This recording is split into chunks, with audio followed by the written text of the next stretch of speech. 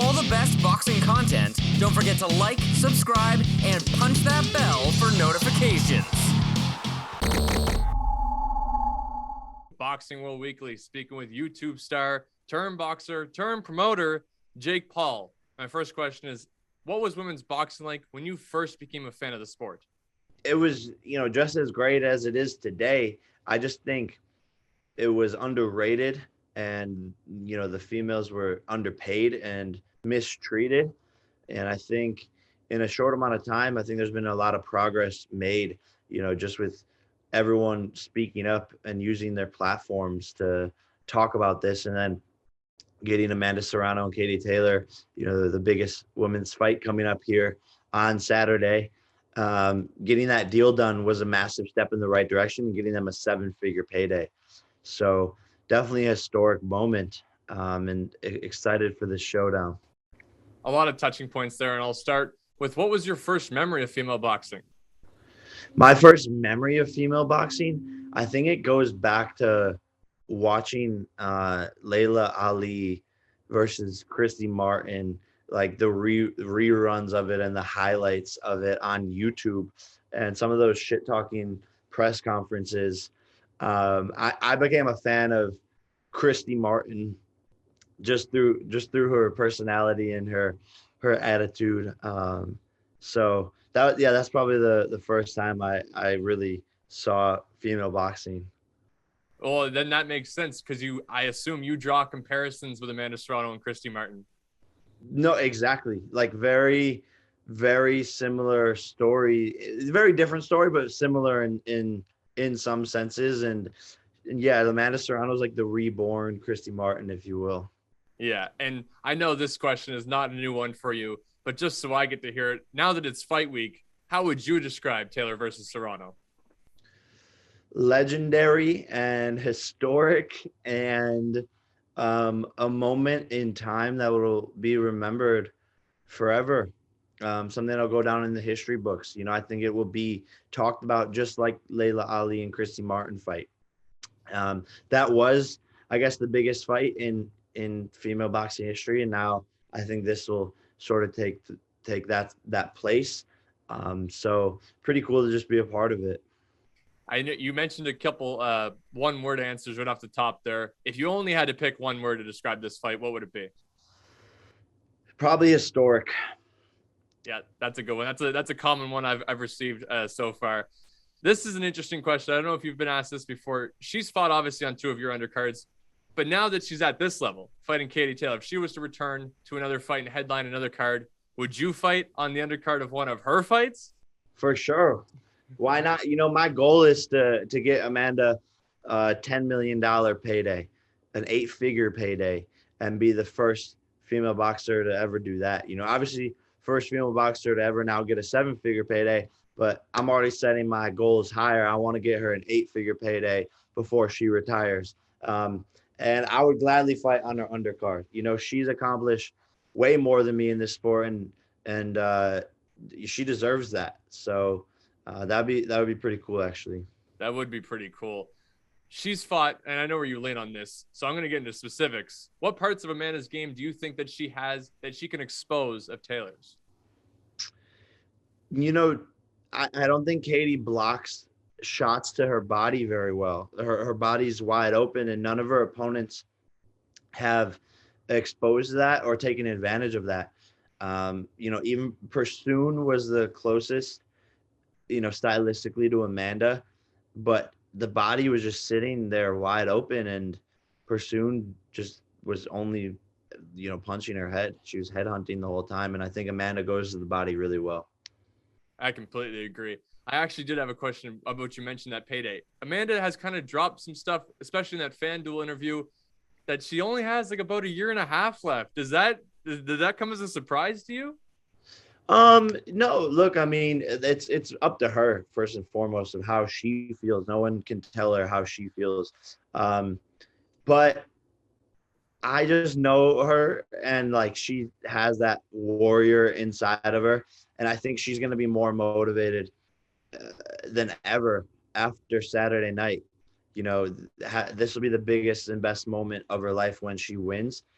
and that feeling's addicting. And now she's getting massive paydays, so I think she's gonna want to keep on going.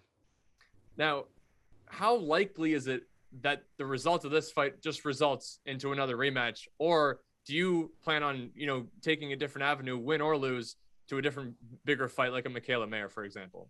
Yeah, no, it's weird. I was falling asleep last night and I had this like dream slash like premonition that we were gonna see two more fights after Saturday night. I thought I was like something came to me and I was like, this is gonna be a trilogy.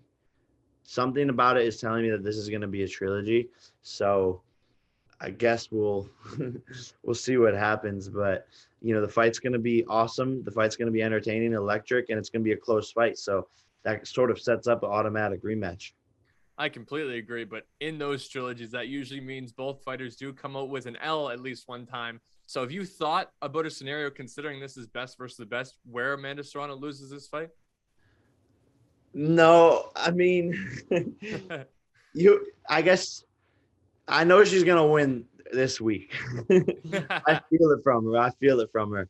So we'll see. Hopefully she doesn't take it out. Hopefully it's one of the trilogies like Fury versus Wilder where the loss is a draw instead. That's completely fair. When she brought up in the announcement press conference the 3-minute rounds with Katie Taylor, was that something you and her had already discussed, or was that like a surprise to you at that press conference? No, I spoke with her about it and I was like, yeah, that's a great idea. Like, that's awesome. And I think Amanda Serrano will be the first female fighter to do 3 12-minute rounds. So that'll be historic in and of itself.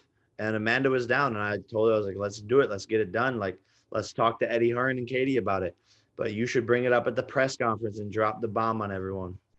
You were hoping that the public would kind of play a factor into that decision instead of just doing it at the contract negotiations when you got the fight made. Exactly. Sometimes that pressure helps. That makes sense. So do you sit on the side of the fact that you think female boxers, across all fights should be fighting 3-minute rounds for 12 rounds? It's not that I think they should. And I don't necessarily like have a super strong opinion either way, but I think people like Amanda Serrano want equality and they want to be treated the same as the men in the sport. Mm-hmm. And those bigger paydays, if we're going to get Amanda Serrano a $10 million payday, it most likely will be for 3-minute rounds and 12 rounds. So that's what, is the stipulation here. And that's what sort of goes hand in hand with, equality and getting paid more and being treated fairly. Completely agree.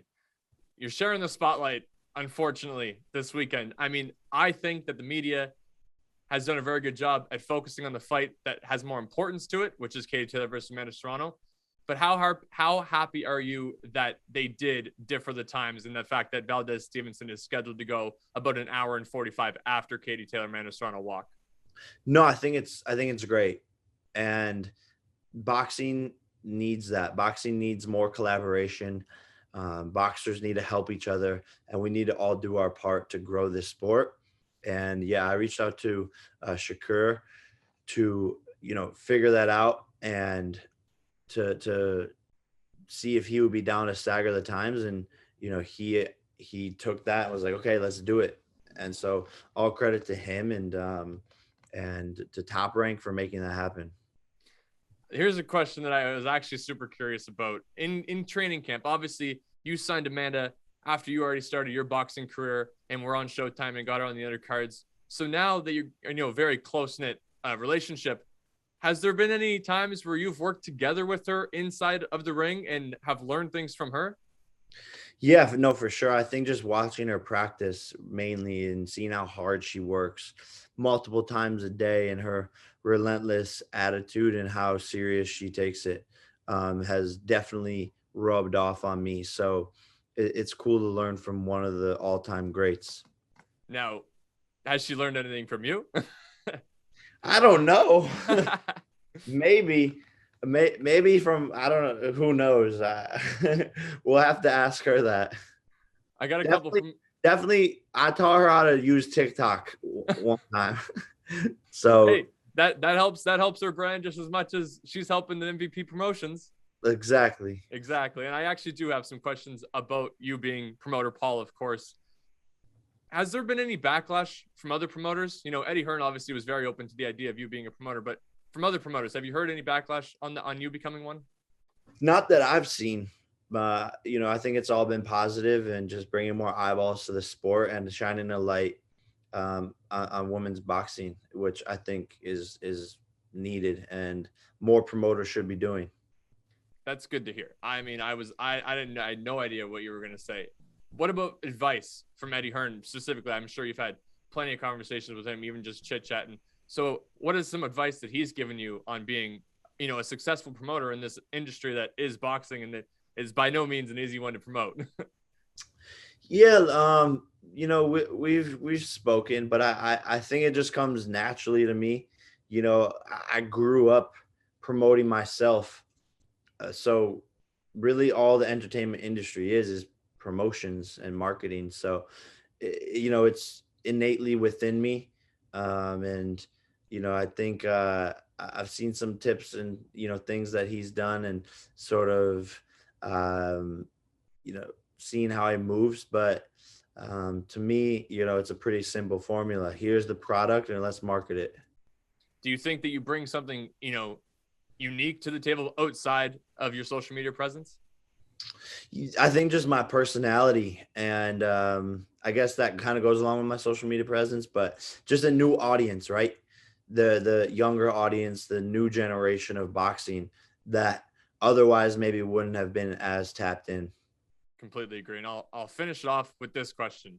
What other female fighters do you think have helped the sport get to where it is today outside of the two that fighting this weekend in Taylor and Serrano? So many, and I think Katie and Eddie did such a great job of making Katie a superstar in Ireland. But obviously Clarissa Shields, Michaela Meyer, Clarissa going to the Olympics obviously is massive. And this is just the start, and obviously the ladies like Layla Ali and Christy Martin helped pave the way in the early days. So, all kudos to them, and we're all here because of them.